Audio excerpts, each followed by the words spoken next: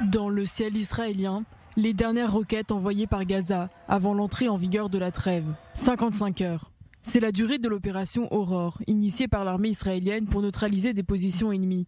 La première frappe a eu lieu ce vendredi à 16h15. Les tirs de roquettes du djihad islamique ont répondu aux frappes israéliennes.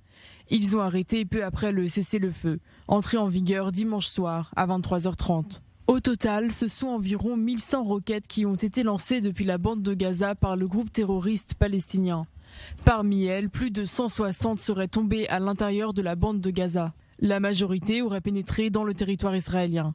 Parmi celles constituant une menace réelle, 300 ont été interceptées par le dôme de fer, le système aérien de défense israélien. Le taux de réussite est estimé à 96%. L'opération Aurore a été qualifiée de préventive par l'armée israélienne. Elle visait à éliminer des chefs militaires du djihad islamique. 165 cibles auraient ainsi été atteintes.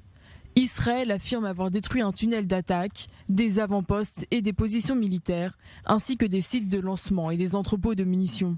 Côté palestinien, 44 personnes auraient été tuées, dont 15 enfants et 4 femmes. 15 décès proviendraient, selon Israël, de tirs ratés de l'organisation palestinienne dans la ville de Jabalia samedi soir. La roquette visant Israël aurait dévié et touché des civils. Le ministère de la Santé palestinien fait état de 360 blessés. Côté israélien, 47 personnes ont été évacuées vers des hôpitaux. 3 sont blessées par des éclats d'obus.